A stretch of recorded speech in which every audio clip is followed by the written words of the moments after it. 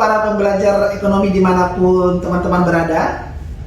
Selamat siang, kita bertemu kembali di sesi pembelajaran ekonomi. Belajar ekonomi itu enak dan menyenangkan. Kali ini saya sengaja membahas satu topik tentang keseimbangan pasar, elastisitas, dan juga konsumen surplus dan juga produsen surplus. Ini adalah materi yang teman-teman butuhkan ketika teman-teman mempersiapkan diri untuk mengikuti UTBK SBMPTN tahun 2022. Untuk memudahkan kita memahami bagaimana cara menghitung secara cepat keseimbangan pasar, elastisitas demand, elastisitas supply, konsumen surplus, dan produsen surplus. Mari kita lihat contoh yang sederhana. Misalkan demikian. Misalkan diketahui bahwa jumlah permintaan barang X itu diwakili oleh fungsi permintaan. Dikatakan misalkan jumlah barang yang diminta diwakili oleh fungsi permintaannya adalah Q demand X sama dengan 100 kurang 2PX. Sementara jumlah yang ditawarkan itu diwakili oleh fungsi penawaran.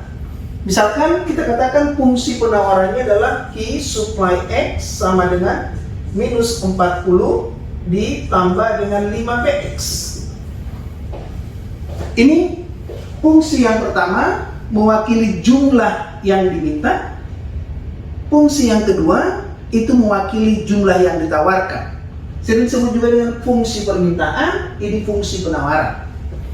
Misalkan kita ingin mengetahui yang pertama adalah keseimbangan pasar. Keseimbangan pasar artinya berapakah harga dan jumlah yang dipertukarkan di pasar ketika pasar itu berada pada keseimbangan. Yang kedua, kita diminta untuk menghitung berapa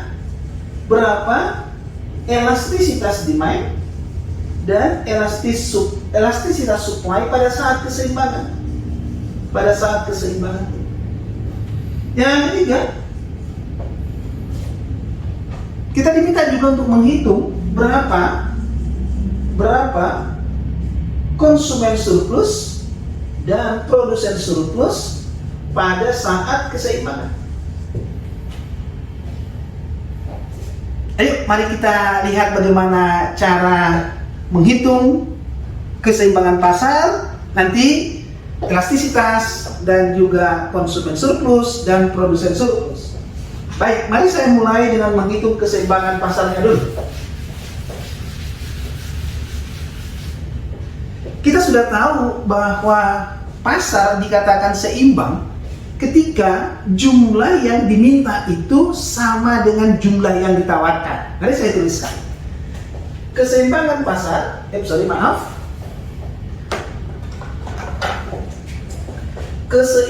pasar itu terjadi pada saat permintaan itu sama dengan penawaran. Ya. Jumlah yang diminta itu sama dengan jumlah yang ditawarkan. Tadi sudah saya katakan, jumlah yang diminta ini diwakili oleh fungsi permintaan.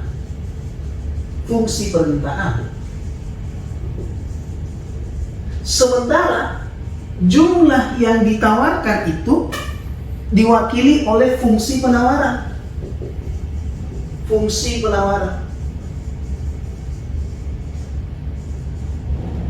Artinya sekarang Q demand X itu sama dengan Q supply X.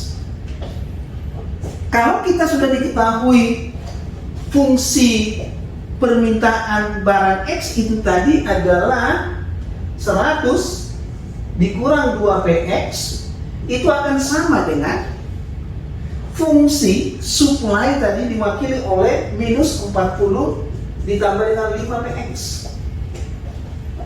Maka sekarang bisa kita dengan cara mudah memecahkan persamaan ini dari suku-suku yang sama. PX ada minus 2PX, ada 5PX, saya tinggal pindahkan minus 2px ke sebelah kanan ini saya dapatkan 5px ditambah dengan 2px. 100 lihat dengan minus 40.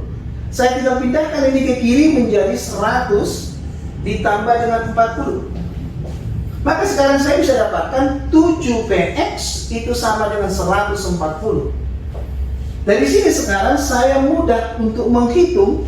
Ketika saya sudah dapatkan sekarang 7px sama dengan 140, maka harga akan sama dengan 140 dibagi dengan 7 sama dengan 20. Jadi harga keseimbangan itu sebesar 20. Ingat, kalau kita bicara tadi keseimbangan pasar, maka kita bicara berapakah harga dan berapakah jumlah. Kita sudah mendapatkan harga itu sebesar 20, maka sekarang kita tinggal mencari berapakah jumlah. Kita boleh mencari jumlah itu dengan memasukkannya ke fungsi permintaan atau ke fungsi penawaran. Hasilnya akan sama. Karena apa? Pada saat keseimbangan itu permintaan itu sama dengan penawaran. Yuk mari kita lihat dari posisi permintaan dulu ya.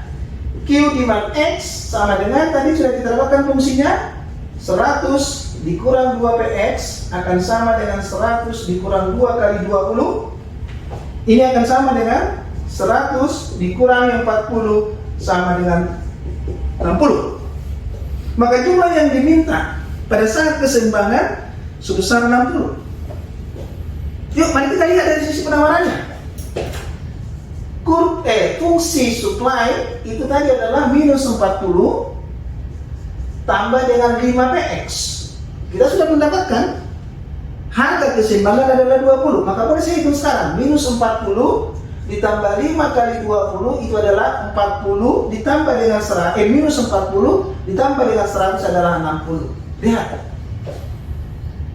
Ketika keseimbangan pasar, jumlah yang diminta 60, jumlah yang ditawarkan juga 60. Maka boleh sekarang saya katakan keseimbangan pasar terjadi ketika harganya 20 dan jumlah yang dipertukarkan sebesar 60. Mudah ya? Prinsip sederhana. Permintaan sama dengan penawaran. Yuk mari kita lihat bagaimana kita berikutnya.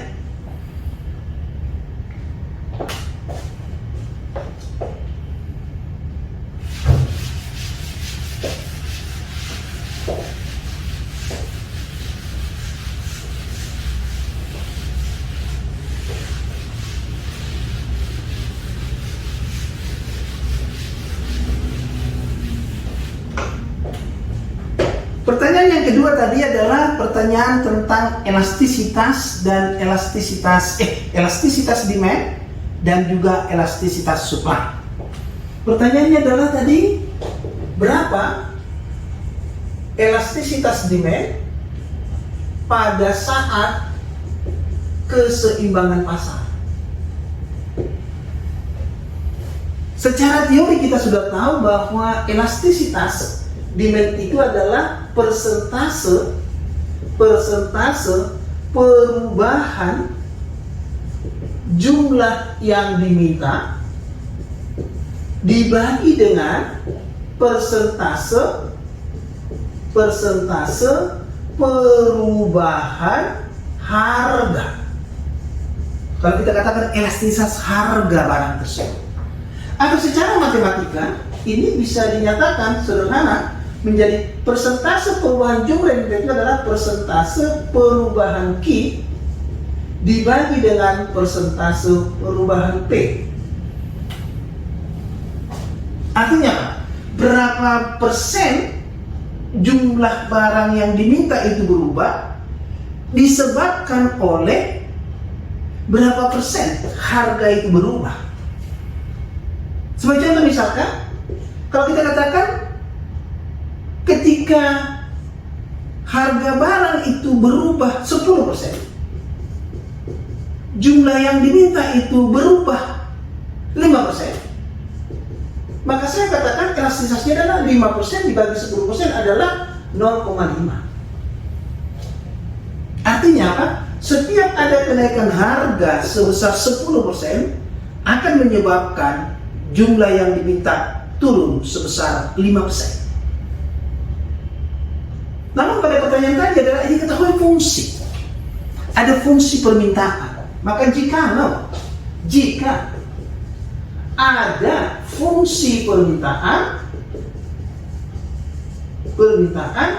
maka elastisitas demand itu bisa dihitung demikian, adalah persentase. Ini kan kalau kita sederhanakan ini akan menjadi, kalau kita sederhanakan ya, kalau ini kita sederhanakan sebetulnya hasilnya akan menjadi adalah delta Q per delta P kali P per Q.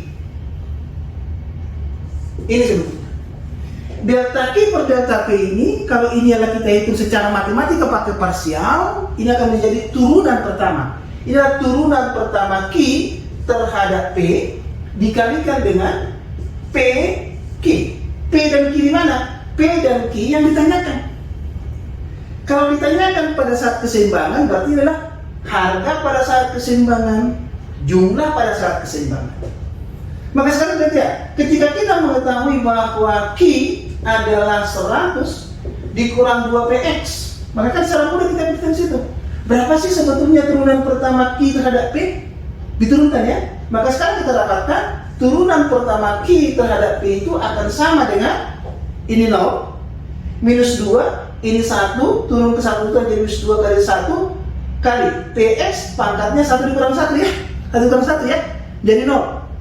Semua bilangan yang kita jadikan 1 ya, maka itu menjadi minus 2. Sehingga sekarang saya bisa menghitung elastisitas demandnya adalah minus 2 kali dengan harga keseimbangan. Tadi harga keseimbangan adalah 20. Jumlah keseimbangan adalah 60. Maka sekarang saya bisa menghitung elastisitas demand menjadi minus 40 per 60. Sama dengan minus 4 per 6. Atau kurang lebih, kalau saya tidak salah menghitung, minus 0,667. Ini adalah elastisitas demand pada saat keseimbangan pasar. Mudah ya cara menghitungnya? Ingat, kalau kita tidak diberikan fungsi, kita bisa menggunakan ini. Jika ada fungsi, kita menggunakan rumus elastisitas ini ya.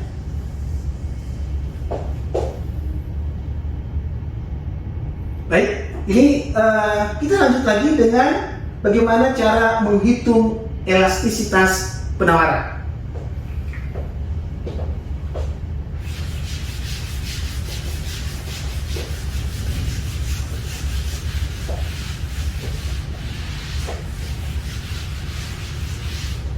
Sekarang kita menghitung elastisitas penawaran.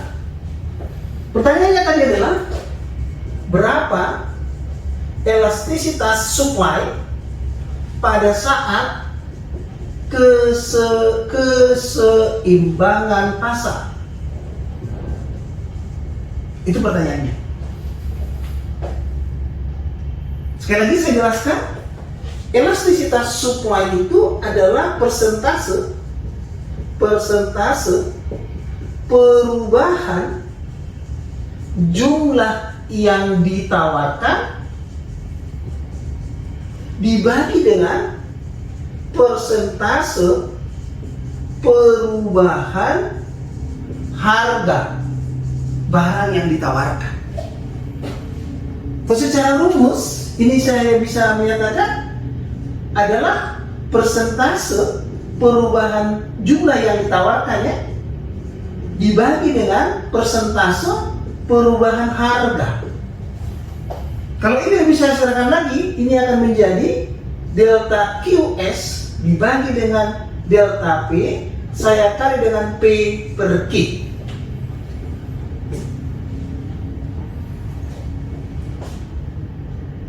Tadi soal kita sudah diinformasikan ada fungsi. Sekali lagi sama seperti permintaan tadi. Jika ada fungsi penawaran, maka ingat rumus elastisitas yang dipakai sederhana saja. Elastisitas supply itu akan sama dengan delta QS per delta P. Kalau kita pakai secara matematik dengan pakai diferensial, ini akan sama dengan turunan pertama supply terhadap harga saya kali dengan harga, dan saya kali dengan harga dibagi dengan Q pada saat keseimbangan. Ini adalah saya sebut namanya elastisitas penawaran dalam bentuk elastisitas titik. Maka sekarang kita tinggal menghitung. Tadi kita sudah dapat keseimbangan, sudah dapat tadi P, tadi saya sudah dapat 20, Q sekarang sudah dapat 60. Tinggal turunan pertama fungsi penawaran terhadap harga sekarang. Mari sekarang kita lihat. Fungsi penawaran tadi kita sudah dapatkan, itu akan ada sama dengan minus 40 ditambah dengan 5P. 5P. Maka sekarang mari kita turunkan. Saya turunkan sekarang, turunan pertama supply terhadap P itu akan sama dengan turunan dari minus 40 terhadap P adalah 0. Ini 0 ya. 5 kita turunkan sekarang. Turunan 5 PX terhadap PX. PX kan 1/1 nih. 1/1 pindah ke sini jadi 5 kali 1 dikali dengan 1 dikurang 1 pangkatnya ya. Semua bilangan yang pangkatnya 0 adalah 1. Maka saya dapatkan 5. Jadi turunan pertama fungsi penawaran terhadap harga itu adalah 5. Maka sekarang saya bisa hitung sekarang elastisitas supply sama dengan 5 saya kali dengan harga keseimbangan 20 jumlah keseimbangan 60, maka kan saya dapatkan dia menjadi 100. Saya bagi dengan 60, ini akan sama dengan 1/6. Ini kurang lebih adalah 10/6. Ini kurang lebih adalah 1,667 ya. Mudah-mudahan saya tidak salah mungkin. Maka saya boleh mengatakan elastisitas penawaran sebesar 1,667. Mudah ya cara menghitungnya ya. Sangat sederhana ya. Ingat ini rumusnya. Ini rumusnya nih. Ini rumusnya ya. Sama seperti ketika tadi saya menjelaskan cara menghitung elastisitas permintaan. Baik, banyak belajar, banyak latihan. Ayo belajar, ayo berlatih, maka kita akan terbiasa untuk mengerjakan soal-soal ya. Masih ada satu lagi yang mau saya bahas. Bagaimana cara menghitung konsumen surplus dan juga produsen surplus.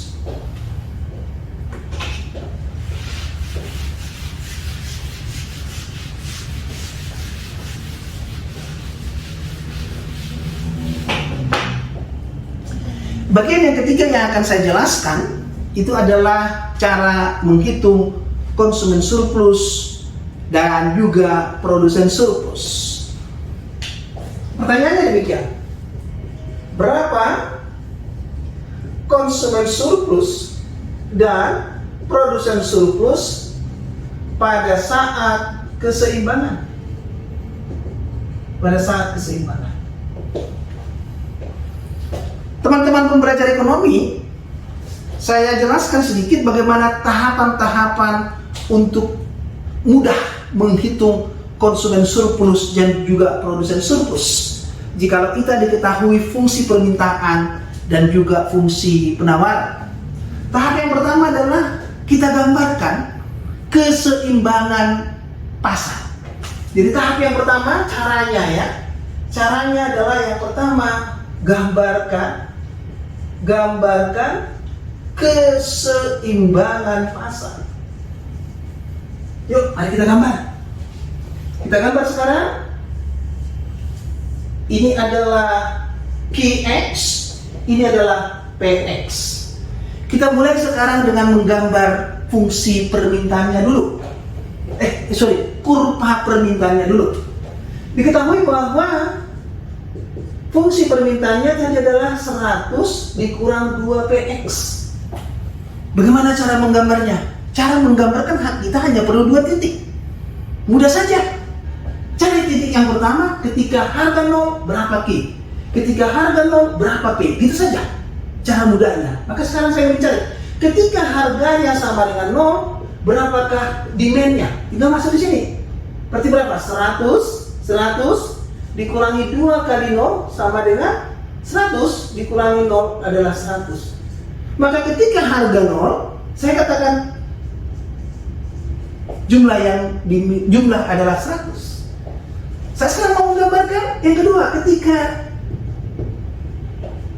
ketika jumlah yang diminta berapakah harga? Tinggal sekarang ini menjadi apa? 0, ini menjadi 0 sama dengan 100 kurang 2px gitu ya.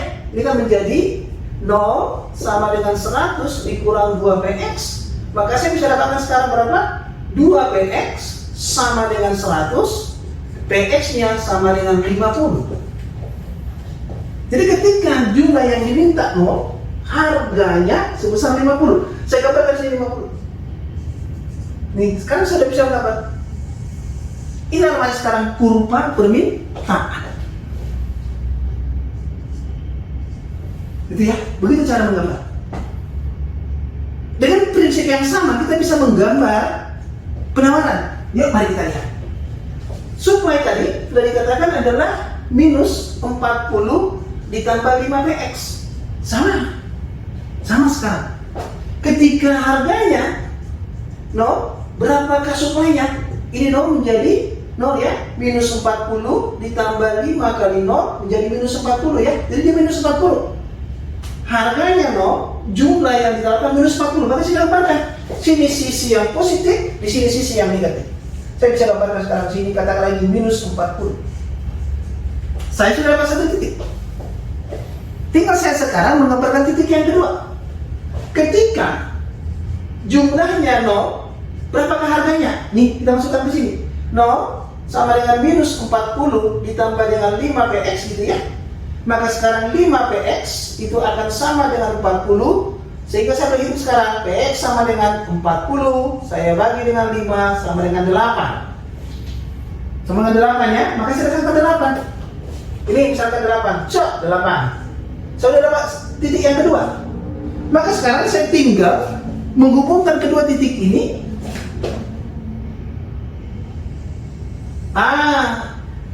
Maka sekarang saya dapatkan inilah kurva supply-nya atau kurva penawarannya. Keseimbangan pasar itu terjadi ketika demand sama dengan supply. Secara gambar, kapankah demand sama dengan supply? Itu ketika kurva demand itu berpotongan dengan kurva supply. Maka sekarang saya dapatkan keseimbangan pasar terjadi ketika kurva demand berpotongan dengan kurva supply. Di titik ini, saya katakan dari titik A. Di titik A, berarti sekarang saya bisa, ini adalah jumlah keseimbangan tadi 60. Ini adalah harga keseimbangan tadi kita hitung 20. Pasar ini berada pada keseimbangan ditunjukkan oleh titik A pada saat kurva demand berpotongan dengan kurva supply. Pada saat itulah jumlah yang diminta sama dengan jumlah yang ditawarkan. Itu langkah yang pertama. Setelah kita menggambarkan keseimbangan pasar ini, barulah kita bisa menghitung berapa besar konsumen surplus, berapa besar produsen surplus. Bagaimana cara menghitungnya? Yuk, mari kita lihat.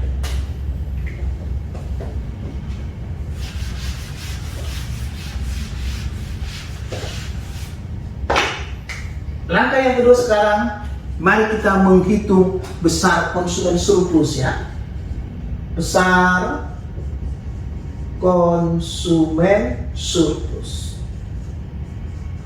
Ingat, paling sederhana, konsumen surplus itu kalau menggunakan gambar, sederhananya adalah semua daerah di bawah kurva demand di atas garis harga.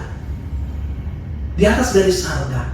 Kalau saya katakan sekarang pakai titik, ini saya katakan titik B, saya katakan titik C, ini saya katakan titik D, maka semua daerah yang berada di bawah garis permintaan, di atas garis harga, itu kan hanya ada di sini. Berarti sekarang konsumen surplus itu sama dengan segitiga A, B, C. Segitiga A, B, C. Kita sekarang tinggal menghitung berapakah luas segitiga dari ABC ini. Luas segitiganya. Ingat, luas segitiga adalah setengah alas kali tinggi. Ini ya, setengah alas kali tinggi. Gitu ya. Berarti kita sekarang menghitung setengah kali alasnya berapa? Alasnya ini nih. AC, alasnya AC. AC itu harus berapa? 60. Saya kali dengan tinggi. Tingginya adalah ini.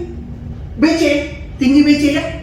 Berarti sebesar berapa? 50 dikurangi dengan 20, berarti 30. Maka sekarang saya bisa menghitung konsumen surplus adalah setengah saya kalikan dengan 1.800, itu sama dengan 900. Maka ini adalah besarnya konsumen surplus.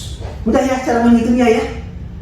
Kalau dengan menggunakan gambar, jadi nanti teman-teman yang mau menghadapi UTBK, kalau ada begitu langsung digambar saja, langsung dihitung luas segitiganya ya.